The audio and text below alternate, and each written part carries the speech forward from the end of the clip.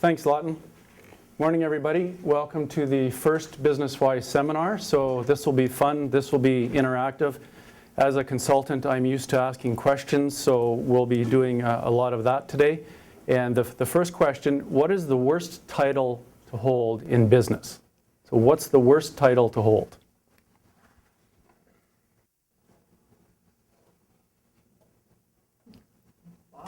Boss. What else? How many of you are owners? How many of you are business owners? Okay. How many of you are managers?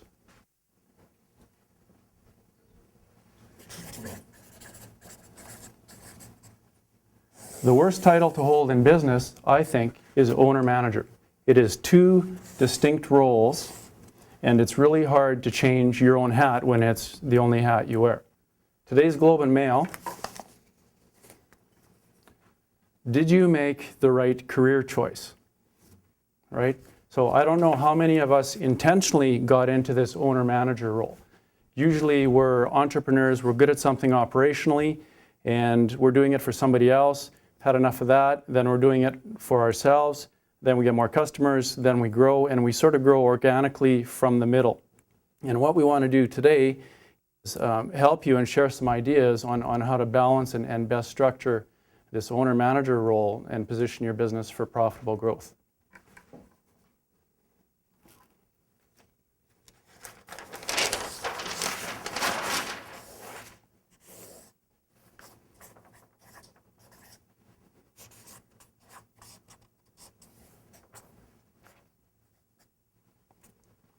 Where would you be on this?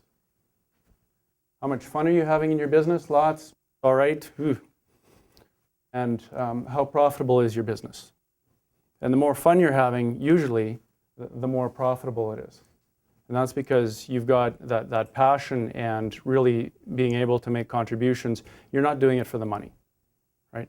Ironically, money's important. It's fuel for your life, but you're not doing it just for the money. And if you are, then, and there's some very successful entrepreneurs that are, interestingly, they've probably got a better perspective on that owner-manager. Separate the owner function and go and manage to run the business.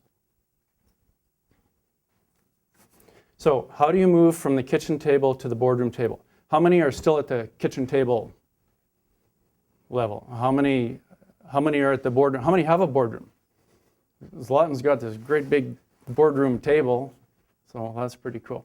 Interesting. And what we want to do to talk about getting from the kitchen table to the boardroom table, and so we're going to refer to this a couple times today, is you want to structure it right from the start. There's a certain amount of systems, and then you don't want to be doing all the work yourself. So how do we move that to talent? So I'm just going to refer to my notes here because the Chief Justice, when he was doing Obama's inauguration, went from memory and didn't do so well.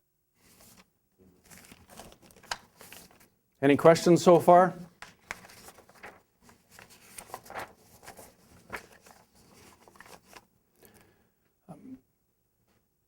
When I'm a member of Canadian Association of Family Enterprises, really excellent organization here in Regina. Teresa's on the board. I have other members here. And when I was in Toronto at their symposium a couple of years ago, there was an 82-year-old, this story told by the daughter of the 82-year-old founding father who was still in the saddle and wouldn't let go, and his kids in their 50s and 60s were looking at retirement, and he still wasn't ready to transition to them. So the first generation creates, the second inherits, I guess, rather quickly, and then the third destroys, as the saying goes. So that's what we want to also help position your business for. So in terms of systems, for example, there's some world-class companies and world-class talent in this room. And in industrial scale, if I may, have systems that they are accredited by Measurement Canada. They're accredited by ISO.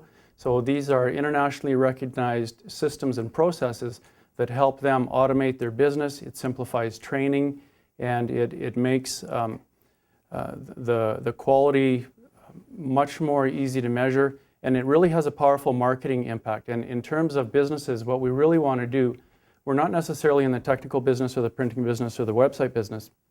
We're in the marketing business, which is about awareness and accessibility, so that people can hear about us and then actually do business with us. And we can't make it too easy or too much fun to do business with you.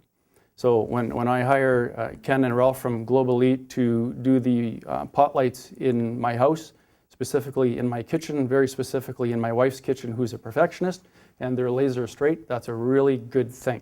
So they've got their systems down pat in terms of the technical work and also the customer relationships for making that happen.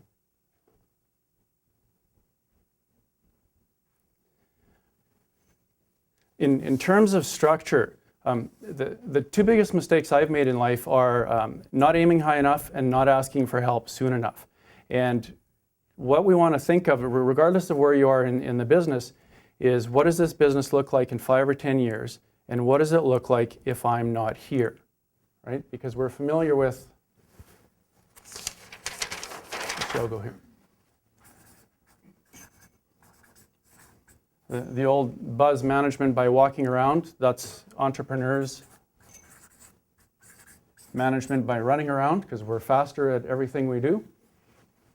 And the best, management by not being there. If you have to be there all the time, then you have more of a job than a business. And the more you can free yourself and extricate yourself from that, the better. So if you're a General Motors manager and you own shares, going back to the owner-manager conflict, you have to be there and things are kind of tanking. But if you own the shares and you're not there, then you're not managing by walking around either. You're just owning this thing. And on the family business side, I'm just going to jump around a little bit. On the family business side, Ford isn't going bankrupt. They have majority family ownership and representation on the board and in management. So they have the core family values, which is part of that structure that makes them more solid than a GM or Chrysler. Ironically, GM and Chrysler, by going through, are going to end up changing their cost structures and union things more advantageously than Ford. So the Ford model and the GM situation gives you opportunities for figuring out, okay, if you're going to be an owner, how can you do this and not necessarily be present?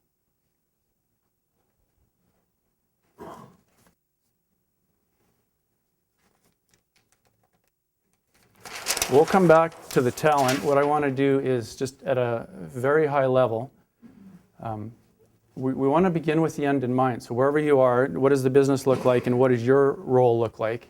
So we'll talk a little bit about succession planning here.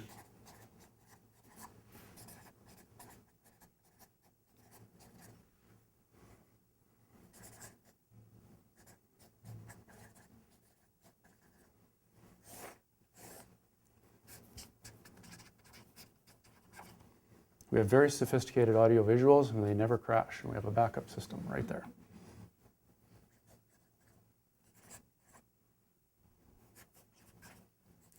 So how many of you have a written succession plan? How many of you have an unwritten succession plan? You sort of know in your heads where it's going in the next 2 years, in the next 5, in the next 8. We plan to be out of the business. So you have a timeline, but you don't have a succession plan. So about 6. How many of you have no written plan and no written timeline? And you just put your hand up kind of like this if you want. So there's lots. Okay. Most business owners sell their businesses for health reasons. They're sick of the business. And that ends up being a stressful reaction down here. So succession planning starts in one of 4 places. At the kitchen table, at the boardroom table or advisor's table with your accountant or your lawyer or a consultant or something like that, in the emergency room, and at the funeral home. So the last 2 aren't so good. The first two are a lot better. So really, the most important thing to start is a contingency plan, and does somebody have signing authority? So if you can't be there to run the business or make decisions because you take an extended holiday or you go golfing or whatever you want to do, is there some way that the business can continue to enter contracts and sign checks and things like that?